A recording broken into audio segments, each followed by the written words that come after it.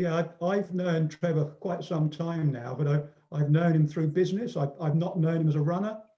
I don't think I've ever met Trevor at a running event. I've never run with him. We've occasionally talked about running, but Trevor is the consummate presenter and full of energy. And I've asked him today to particularly focus on the sort of business aspect. So we've had Cassandra with the very personal story and a complete change of pace now with Trevor on the sort of business aspect. And I always keep Trevor on his toes, because every single event I've been to where Trevor's presented, I've always learned something new. And now he hates it when I turn up to his presentations, because he knows he's got to find something new for me. And he always delivers. And as part of his fundraising, he did a presentation on how to give presentations. And I learned so much from that. It was just absolutely brilliant. So if it all goes to pot, I've bigged him up too much. So Trevor, take it away. Great stuff. Well, thank you very, very much, Ed. And thank you to Harry and Cassandra for two awe-inspiring stories. I mean, just absolutely fantastic. And while I was listening to your stories, I was, it reminded me that, running is at all levels, isn't it? From a park run to Harry's Everest challenge. Everybody can join in running somewhere along. And actually, running's a big part of my family life now. And today, my daughter, when we 9:30 today, she was away doing a fitness test to get into the Royal Air Force.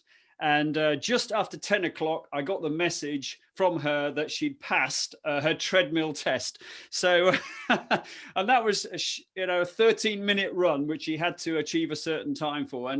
And she, because of lockdown, she's been waiting months to do this test. So she's been training hard, and it all came together in 13 minutes today. So everybody, has got a different level of story to tell. So my story I'm going to share with you today is what you're hopefully seeing on your screen. It's called 44 at 60.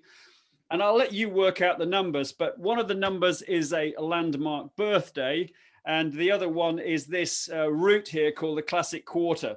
And it's called the Classic Quarter because it's from Lizard Point, which is the most southerly point in the UK, to Land's End, which is the most westerly point. So effectively a quarter of the compass.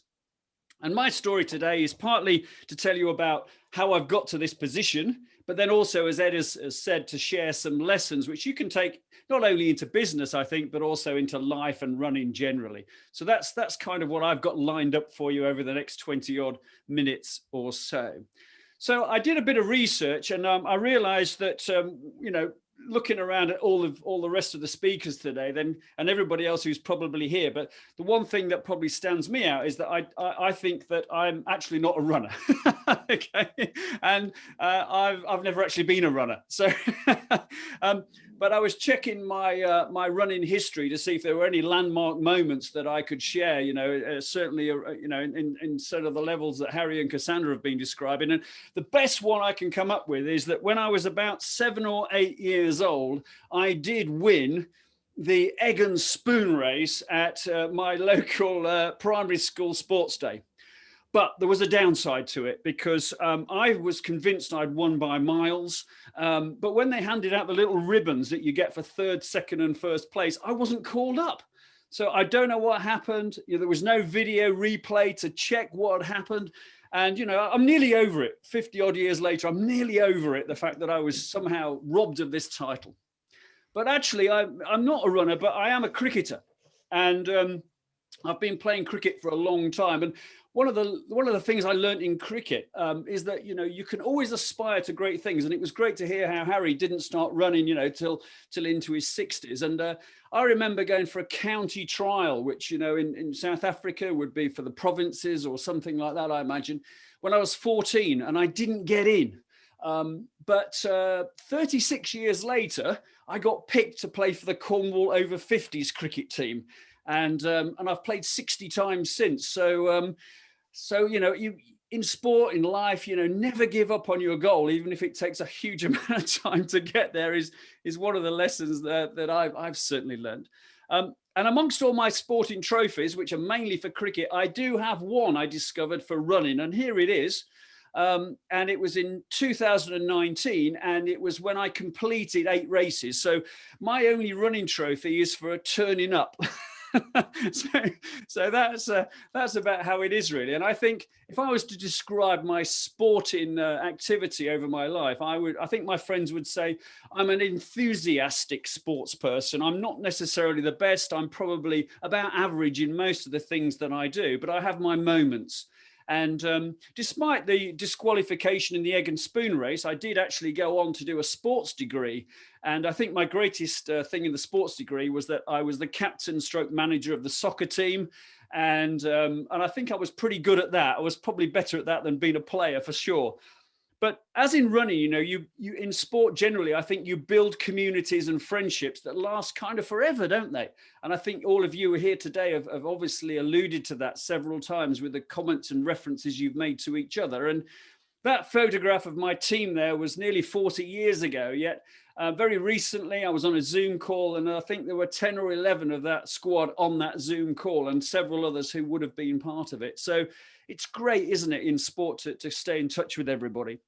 But at college, I can't remember, I was doing a sports degree, but I can't remember ever doing any running except in football training occasionally and things like that. So I checked again to see what my greatest sporting achievement was during my 3 years of doing a sports degree. And well, in my last year, I represented my college at a thing called the South of England University Games. And I did win first prize in a competition. And funnily enough, there's an egg relation thing here as well, although I don't eat eggs because I'm a kind of vegan. But I did win this, which was I was the egg throwing champion of the South of England universities in 1983. Wow, how about that? That was clearly a huge thing. And I've still got the plaque, actually, because the college closed in 1986, and so I don't think they actually want the plaque back. But to win the egg throwing championship, you had to hurl it as far as you could. Someone had to catch it without it breaking. So there we go. My sporting career was, I was waiting for that to go into the Olympics and all that sort of stuff. But I left college, and I still wasn't doing any running. And I ended up working in the media sector. I got a job in ad sales with my local papers, mainly because I thought it would be a quick way into the sports department. And I tell the story that when I gave up my media career 29 years later, having worked for the same company in various locations, I was kind of the MD and all this sort of stuff, but I'd failed miserably to make it to the sports department. But my first major running memory is here, which is about half a lifetime ago for me, Cardiff Half Marathon 1992. And I was living in Swansea then, and a couple of my big running friends from college, Christine and Neil Anthony, persuaded me to meet them in Cardiff and do the half marathon. So I'd done a few 10Ks at that point, and they were okay, but I knew nothing about running at all, nothing about preparation or anything. Anyway, it was a different course then, if any of you have run the Cardiff Half Marathon recently. But there was one point about 10 miles in where there was a 90-degree left turn. And there was a marshal, as you would expect, and he's, ferrying everybody around the corner. And he's seeing me coming towards him. And I was, I wasn't certainly not at the front of the field or anything like that. But at this point, my preparation was so bad, I was absolutely starving hungry. And I was thinking, I'm never going to make the last 3 miles here. I've just got to have something to eat, because I had no idea what I was doing preparation-wise. And the only thing I'd taken with me was a couple of pound coins. So as I was coming towards the marshal, I could see something very appealing right behind him. And it was something that looked a bit like this. It was a corner shop. And I thought, fantastic, because in a corner shop, there's bound to be Mars bars. So I went in the corner shop, much to the chagrin of the marshal, who was trying desperately to sort of stop me going past him. And I had to sort of like sidestep him to get in there. I dived in the shop, found the Mars bars, grabbed 2 Mars bars, jumped the queue, put the money on the counter, legged it out the shop, and I carried on with the run. And I completed the run in 2 hours and 4 minutes. And that was 27 years before I reran the Cardiff Half Marathon in 2019. And I went into the 2019 race trying to beat that time, and I did 1:55. So, so on that basis, that was 9 minutes in 27 years. So when I go back in another 27 years, I wonder if I'll be able to knock another 9 minutes off the time. I'm not sure. But the next seminal moment in my running career, if that's what you call it, happened here. This is April 2001, and this is my 40th birthday. And several of the people that were in that football photograph are also on this one, because this is, 18 years after that photograph was taken, and we'd all started careers and families and all that sort of stuff. So people drift away. It's harder to stay in touch and meet up with people. But 40th birthday seemed a good idea.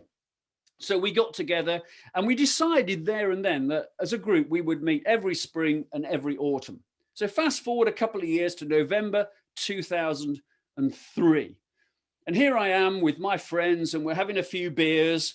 And one of the things the questions that is asked is, so, okay, what are we going to do before we're 45? Now, at this point, I'm just over 42 and a half. So a few beers, and I said, oh, yeah, I'd like to run a marathon. Having, survived the Cardiff Half Marathon 11 years earlier and done really nothing in between whatsoever. So it was agreed. And my friends, again, Christine and Neil Anthony, were part of that team, and they were the ones from Cardiff. And they said, okay, Trevor, we'll find you a good race that'll be memorable and all this sort of stuff. And we'll give you plenty of time to get ready for it. And it turned out to be Amsterdam, October 2005. And it was a great event. But they told me two things to do. And I would, I always pass these on to people who I share this story with. And number one is, get a subscription to Runner's World, because every month inspiration and motivation will hit your doormat. And they were absolutely right. And I did that. And I've still got the same subscription running today. And the second thing they said is start a running diary. So you can just log all your runs and it will make you motivated to run them. So I did that as well. And I found a hardback blue book that was probably a workbook that I wasn't needed anymore. And I started this running diary. And the first entry in the back page is November 2003, when I came back from that event we were meeting at. And I did my first sort of 5 or 6 miles. And I was a bit blasé about the running diary, because in the early days, I would take 4 or 5 lines over each entry, when I was doing, except for the marathon year, I was doing maybe 30 runs a year, something like that. So not a huge amount, ticking over, I suppose, is the best way of describing it. But recently I've done a lot more runs and the pages are running out. So you can see there, I'm having to write a lot smaller to make them fit all into that situation. So Amsterdam, did that. And then 5 years later, I also did the Eden Project Marathon, which was 2010. So I got my 2 marathons under my belt. Fast forward to a couple of years ago and this event here. So here we are. This is February 2019. And this is really when 44 at 60 started. And the reason 44 at 60 started here is because the guy who's called Jim there on the slide is a guy called Jim Lawless. And clearly that's me. And I'm at this event and Jim is the headline speaker in the morning. And I'm one of the speakers in the afternoon. And there's 150 people there, something like that. So medium-sized audience, I suppose. And Jim is an international renowned speaker. If you look him up, he's one of these guys who, 5 figures to have him speak at your event, that sort of thing.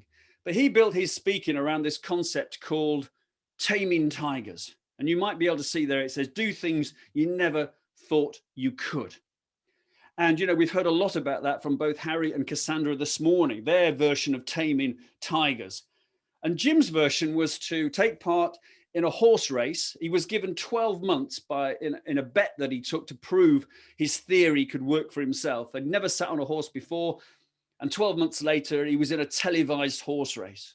And he also broke the British men's free dive record at the time as well. He held that for a brief period of time.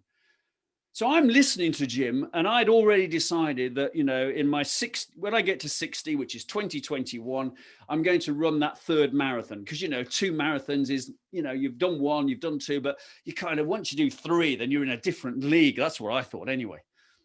So I decided, but then I was listening to Jim, and it was clear to me that this wasn't going to be a big enough challenge. Taming tigers was not, a third marathon. What was that, So here are my actual notes from while I was sitting listening to Jim. And you can see I've ringed out of your comfort zone, and I've also ringed Classic Quarter. Now, I'd lived down on the Lizard where the Classic Quarter starts, in that area when my children were growing up for several years, but I wasn't really aware of it.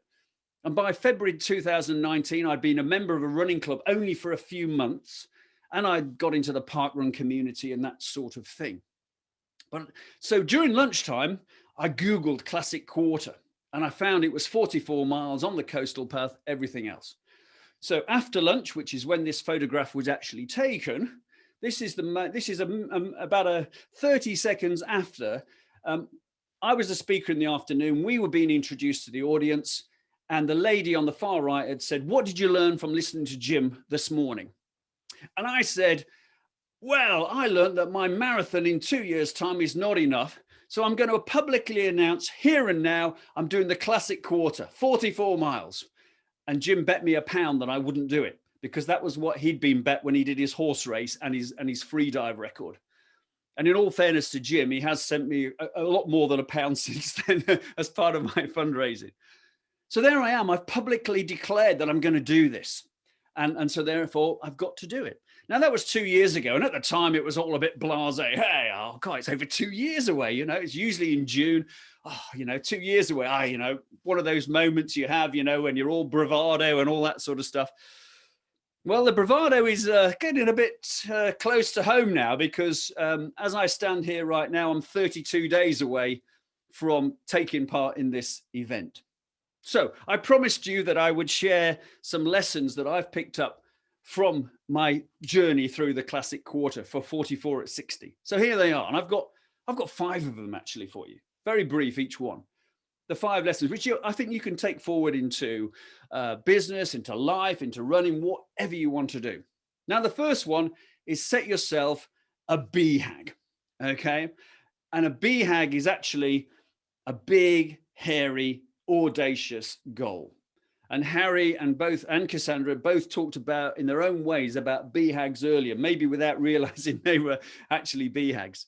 And this term I came across in my business life 20 odd years ago. And a BHAG is very exciting, very daunting, very motivational, kind of inspiring. And it really, it sets the adrenaline flowing, because, and the way I work with people in business, I say, come on, let's go for something really big.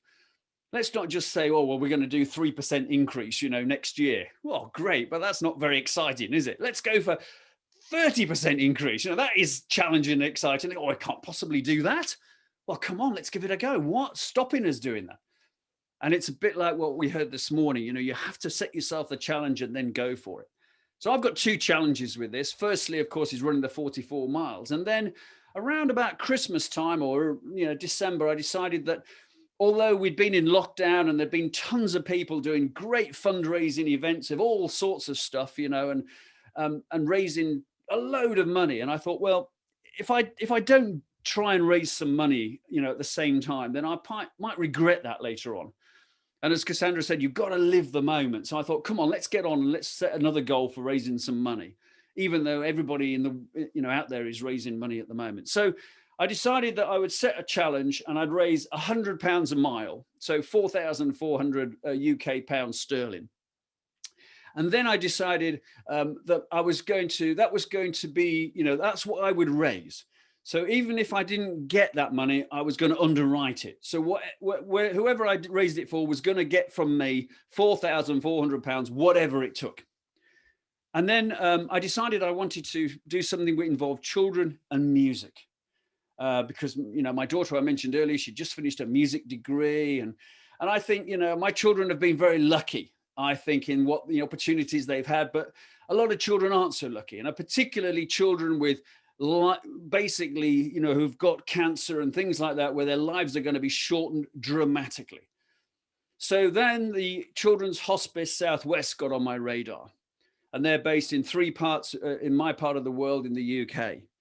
And it turned out, and I didn't know this until I Googled them, that they're also in May, they're celebrating the 30th anniversary of the first of their 3 hospices in the Southwest.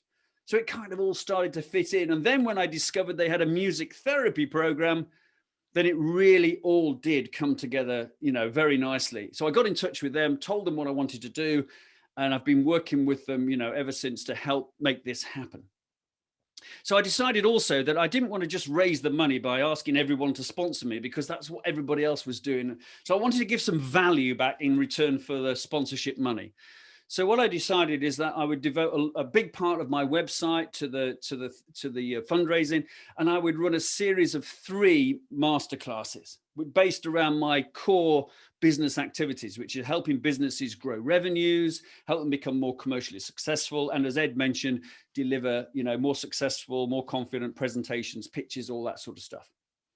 So I planned to do 3 masterclasses and do them all twice, and I had a schedule and everything else laid out. And that, and that's been tremendous. And I've really enjoyed it. And thank you to Ed for mentioning that he came on one of them earlier. And I'm down to 1 to go now, which is at the end of April. But the knock-on effect of that, which I maybe didn't see at the time, was that some companies got in touch with me and said, "I tell you what, Trevor, I'd like to send some people, but how about, delivering it just for our organization? How much would that be?" And I said, we agreed a fee, and then it all goes into the pot. And, again, it was a very daunting thing. £4,400 might not sound a lot, but, it seemed a lot to me, having never raised any money for anything ever before. Well, not that I can really remember, except when the kids were at school probably and things like that. But as I stand here today with 32 days to go, I feel very overwhelmed, slightly by the support I've had, because right now it's showing on my Just Giving page that I'm 99% of the way there. And, very close to the target. And in actual fact, I'm over the target, because I've got 3 businesses that want me to deliver something for them at various levels, and that's not included. So I'm readjusting my target slightly now as well. So it was £100 a mile for 44. It now might have to be £100 for every year. So readjust the target maybe towards £6,000. Who knows? I'm not getting carried away on that at the moment, but clearly I'm going to beat the first one. So I've got to reset the target, as we all do in life and running and that sort of thing generally. So that was lesson, that was the kind of, the first lesson, if you like. The second one is preparation, planning, and practice. And in business, I find that, we're not very good at doing a lot of these, particularly practice. But of course, as you all know, when you're planning a big run like this, it's paramount that you get, you do all this preparation, planning, and practice. So some of the things I've done is that my son, when I announced this, he's at Brighton, on the south coast in the UK at medical school, and he went into an antique bookshop, and they happened to have an old map which featured the area that I'm doing. So you might not be able to see my notes, but you can see that I've divided the whole thing into 3-mile 5K sections. And Ed kindly came on a podcast. I did a few, I've got going at the moment. He was one of my first guests. I'll mention that in a second. But I listened to part of it this morning, and he said, don't go on the start line and think you've got 44 miles to go. So I'm on the start line. I'll be thinking, right, 3 miles. That's my first target. And every 3 miles, my plan is to eat something, drink something, and do a little bit of audio and video recording, because I'm going to be making a story, an audio story, certainly maybe a video story of my journey. I've got to be a bit careful about the video, because it might suck the life out of my phone battery, which I'll be doing all this on. And then in terms of running, well, I said that I was running, 30, 40 times a year. Maybe that increased a bit when I got into park run about 3 or 4 years ago. But since the start of 2019, then according to my running diary, I've now done 341 runs and 2,200 miles, which, I'm sure for some of you listening to this might not seem anything at all, but I can tell you, for me, it's felt like quite a long way. Oh, and you might be able to just see below at the bottom of that screen that, yes, I did do the 3rd marathon, and I set my own course. I did it on my actual 60th birthday, which was Good Friday a couple of weeks ago. And so in and around Truro, which is quite a hilly place to run anyway. And I decided, I've been shouting an awful lot about 44 at 60, but I decided I wouldn't say anything about this. I would just keep it quiet, low key, not tell anybody except my 2 children that I was doing it. And again, it just shows you what a great thing the running community is, because I set off at 8 o'clock and my daughter does some voluntary dog walking on a Friday morning. And she said, "Oh, Dad, I've got to go and walk the dog early because I want to make sure I'm back because I want to run the last 6 miles with you." So great. Okay, that's fine.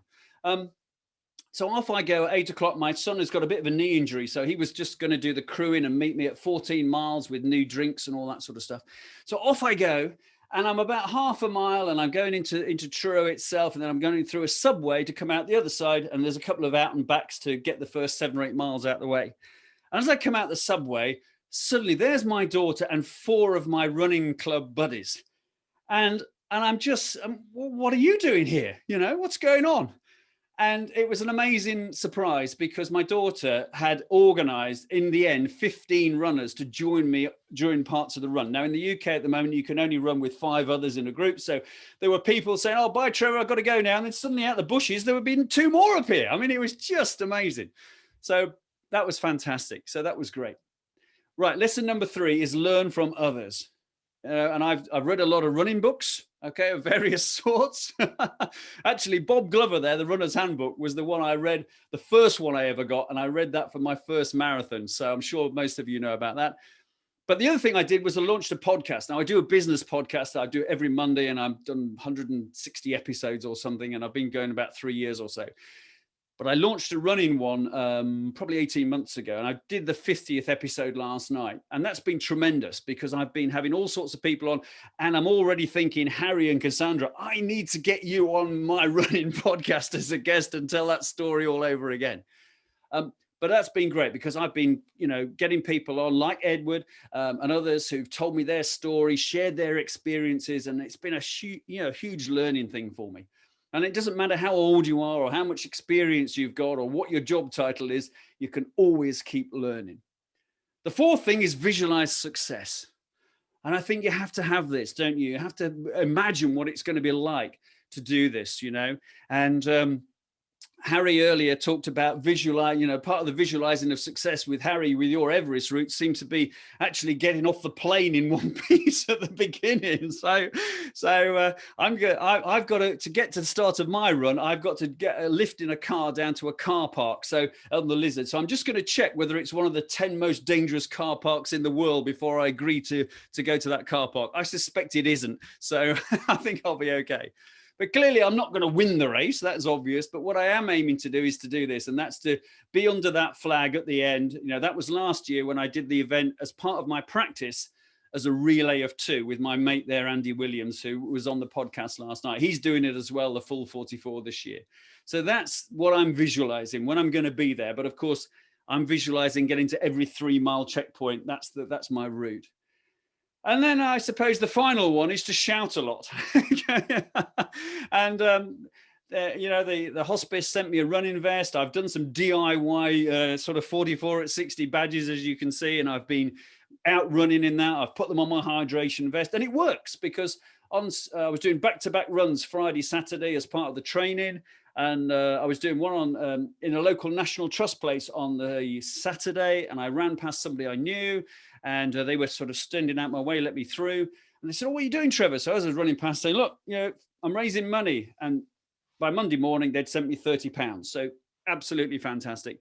And of course, I've got, as you might be able to see in the background here over that shoulder, I've always got my running shirt strategically placed whenever I'm on any sort of Zoom call, which a bit like Ivan said earlier, and for me is a lot. So that's it. So let me recap in the last few seconds those lessons. So it is, set yourself that big, hairy, audacious goal, planning, practice, preparation, learn from others, visualize success, and shout about what you've done. And then finally, of course, one of the first guest I ever had on the podcast was episode 3, a guy called Andy Goundry, who Edward will know. And Andy's run the Classic Quarter a few times. He and I have known each other through business for many years.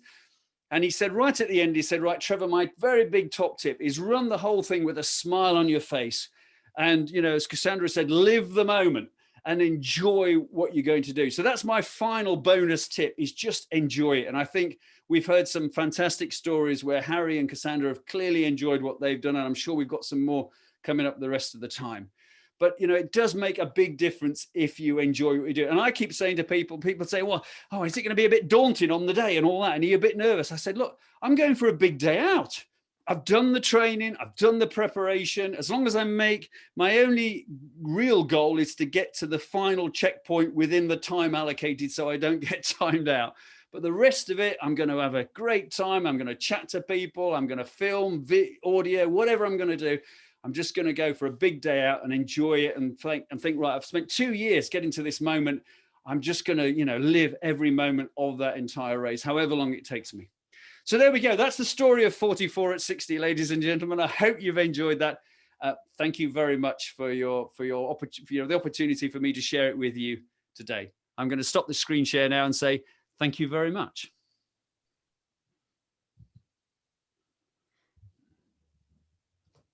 Great. Thanks so much, Trevor. Yeah.